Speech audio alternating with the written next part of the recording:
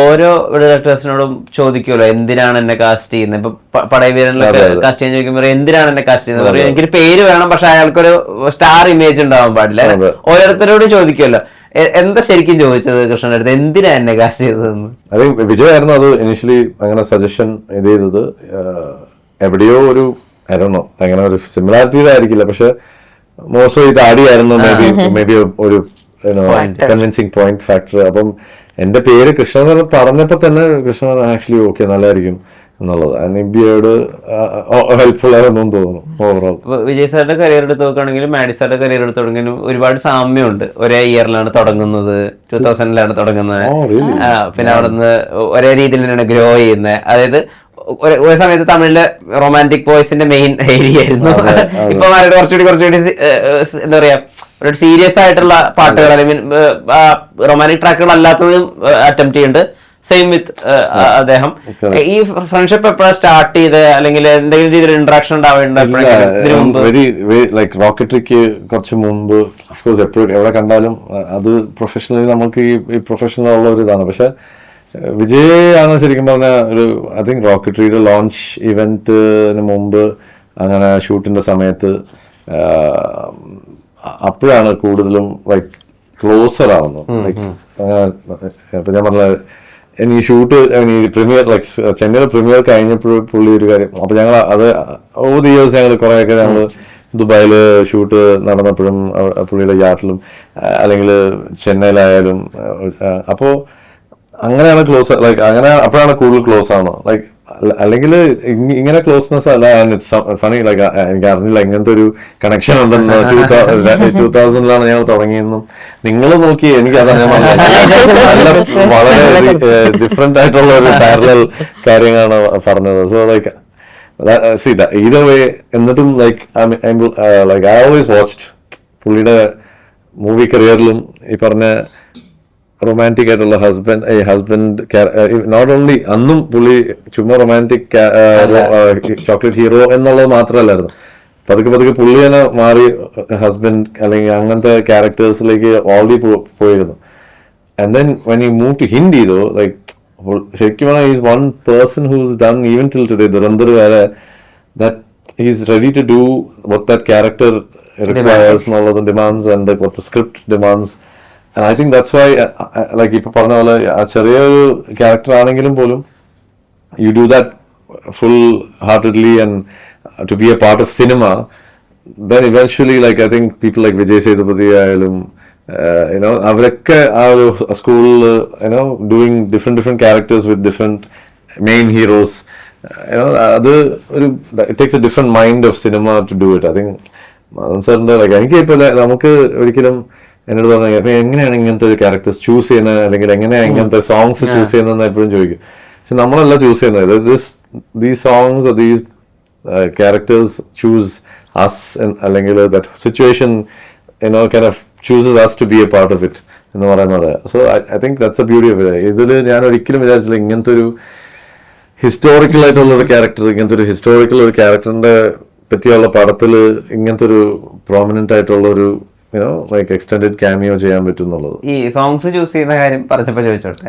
ഇപ്പോൾ നമ്മൾ നേരത്തെ പറഞ്ഞല്ലോ 2000s തുടങ്ങിയെന്ന്.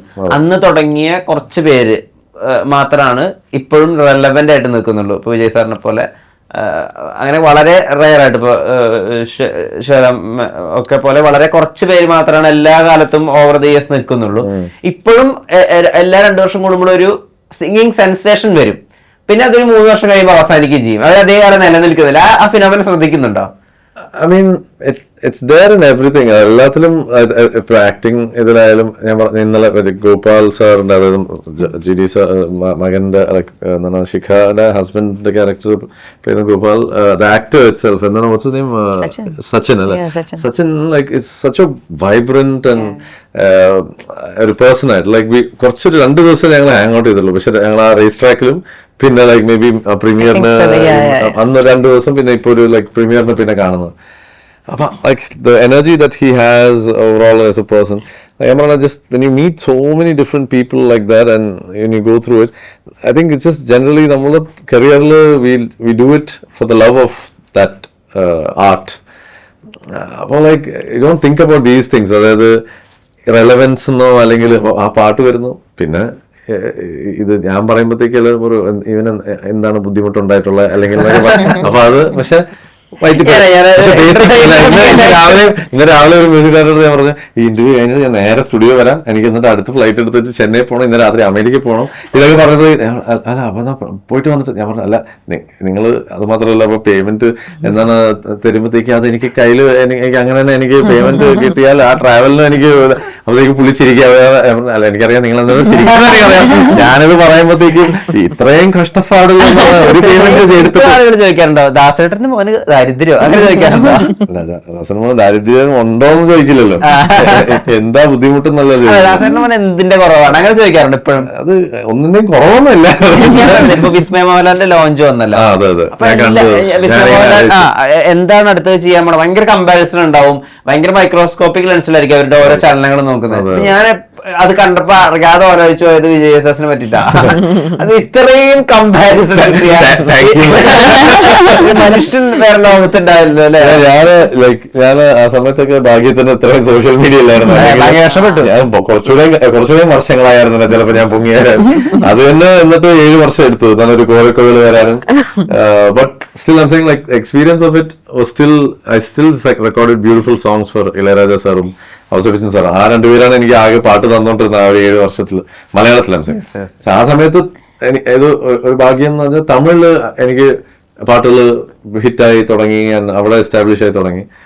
And it's always Tamil is very open minded ആ ഒരു കാര്യത്തിൽ, സിനിമയുടെ കാര്യത്തിലും ടാലൻസ് പുതിയ പുതിയ ആൾക്കാർ വരുന്ന കാര്യത്തിലും ഒക്കെ. ഐ മീൻ മലയാളത്തിൽ ഇപ്പോൾ അത് it's become like that more. പക്ഷെ അന്ന് it was the comparison fact of it ഒരു സൈഡ്. പിന്നെ even generally even as an actor ഇപ്പൊ ഞാൻ തിങ്ക് ചെയ്യുമ്പോഴും പോലും ഞാൻ ഇപ്പൊ I don't think I have the as an actor എന്നുള്ളതിനായിട്ടുള്ള capacity to understand how Malayalam സിനിമയുടെ ഞാൻ 1-2 ക്യാമിയോ ചെയ്തിട്ടുണ്ടെന്നല്ലാണ്ട് പിന്നെ ഞാനത് വേണ്ടാന്ന് വെച്ചത് എന്താ വെച്ചാൽ I don't want do just ചുമ്മാ cameo, I want do proper ഒരു character and come in with somebody, you know, അങ്ങനെ നമ്മളെ, because I'm not like a natural ആയിട്ട് ഒരു ആക്ടർ ആണെന്ന് എനിക്ക് അറിഞ്ഞോളൂ. പക്ഷെ ലൈക്ക് മേ ബി ഡയറക്ടർ സിംഗറും ലൈക്ക് മ്യൂസിക് ഡയറക്ടർ സിംഗർ എന്ന് പറയുന്ന പോലെയാണ് ഞാനൊരു may be directors actor. So അങ്ങനെ ഒരു ഇതിൽ എനിക്ക് ചെയ്യുള്ളൂ മലയാളത്തിൽ അങ്ങനെ ചെയ്യാനാണ്. പക്ഷെ Tamil I think generally I think ചെന്നൈയിൽ ജനിച്ചു വളർന്നുകൊണ്ടായിരിക്കും ചിലപ്പോൾ ആ ഒരു വൈബും ഒരു സർട്ടൻ ബിഹേവിയറൽ ഒരു തമിഴ് കൾച്ചറിലേക്ക് അതിലാണ് വളർന്നു വന്നത്. അതുകൊണ്ടായിരിക്കും ചിലപ്പോൾ അതിലേക്ക് കുറച്ചൊരു ഈസി ആയിട്ട് അഡാപ്റ്റ് ചെയ്യാൻ പറ്റുന്നത്. ഈ വേറൊരു കാര്യം കൂടി ചോദിക്കണം. ഈ അടുത്ത് സുരേഷ് ഗോപി സാറാണ് ഒരു വാർത്ത ഒരു പ്രസ് മീഡിയക്ക് അദ്ദേഹം മറ്റേ ജനകമ്മ മരണപ്പെട്ടപ്പോൾ റെസ്പോൺസ് കൊടുക്കുമ്പോൾ പറയുകയാണ് നമ്മുടെ വിഷമമൊക്കെ നമുക്ക് മനസ്സിലാക്കാം, പക്ഷെ ദാസേട്ടന്റെ സങ്കടമൊക്കെ കേൾക്കുമ്പോഴാണ് വല്ലാത്ത വിഷമമാവുന്നത്. അദ്ദേഹത്തിന്റെ ഒരു സ്റ്റേറ്റ് ഓഫ് മൈൻഡ് എങ്ങനെയാണെന്ന് അറിഞ്ഞുകൊള്ളാം. കാരണം അദ്ദേഹത്തിന്റെ കണ്ടംപററീസ്, അദ്ദേഹത്തിന്റെ ഫ്രണ്ട്സ് ഒക്കെ ഒന്നൊന്നായി പോകുന്ന അദ്ദേഹം ഞാനിരുന്ന് ആലോചിച്ചിട്ടുണ്ട് അതിനെപ്പറ്റി. ലൈക്ക് അദ്ദേഹത്തിന്റെ മൈൻഡിൽ അത് അങ്ങനെ റിവീൽ ചെയ്യുന്ന ഒരാളല്ലാന്ന് എല്ലാവർക്കും അറിയാം. So I think so it's not വിഷമമുണ്ടോ? ഇല്ല, ഐ മീൻ അത് ചോദിക്കുന്നത് കാര്യമില്ല, എനിക്കറിയാൻ ചോദിച്ചിട്ട് കാര്യമില്ല എന്നുള്ളത്. ലൈക്ക് അങ്ങനെ ഇപ്പൊ ഞാനൊക്കെ ആണെങ്കിൽ എന്റെ അമ്മയുടെ അടുത്തോ അല്ലെങ്കിൽ എന്റെ ബ്രദേഴ്സിന്റെ അടുത്തോ ഫ്രണ്ട്സിന്റെ അടുത്തൊക്കെ ഞാൻ അങ്ങനത്തെ ഒരു കാര്യം ടോപ്പിക് സംസാരിച്ചാൽ തന്നെ ഞാൻ ഫുൾ കരഞ്ഞിട്ടൊക്കെ ആയിരിക്കും ചിലപ്പോൾ. ഞാൻ I like an open book like that. പക്ഷെ പുള്ളി മേ ബി അതുകൊണ്ട് ആ ഒരു ബിക്കോസ് ഐ ഓൾസോ ലൈക്ക് നമ്മൾ എപ്പോഴും കേൾക്കില്ല നമ്മൾ being a little mysterious is, you know, gives you more value എന്നൊക്കെ.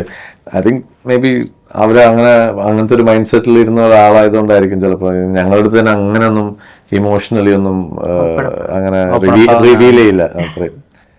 പക്ഷെ സ്നേഹം കാണിക്കുന്നതും അങ്ങനത്തെ കാര്യങ്ങളൊക്കെ നോർമൽ. പക്ഷെ അത് something. So I think I don't think he's had time to sit like ഞങ്ങൾക്ക് അങ്ങനെ ഇരുന്ന് ഇപ്പോൾ PJ Chandra സാറായാലും SPB സാറായാലും I think SPB സാറിന്റെ കാര്യത്തിൽ I've seen, you know, his like അങ്ങനത്തെ ഒരു കുറച്ച് ആ ഒരു I could feel it ആ ഒരു ടൈമിലുള്ള ഇത്. അപ്പോ എന്താ ചെയ്യാ, സന്തോഷമായിട്ടിരിക്കുന്നു ആരോഗ്യപരമായിട്ടൊന്നും 86 എന്താണ്, ബട്ട് ഹൗ നമ്മളൊക്കെ 86 അങ്ങനെ ഇരിക്കും. ഇപ്പോഴും മറ്റേ അണ്ണാർക്കണ്ണന്മാരും കിളികളൊക്കെ ആയിട്ട് ചില്ല് ചെയ്ത് നടക്കുകയാണോ? അത് ലൈക്ക് നേച്ചർ അങ്ങനത്തെ ഇതും, പക്ഷെ ലൈക്ക് റിലാക്സ് ചെയ്തിരിക്കുന്നതാണ്. സോ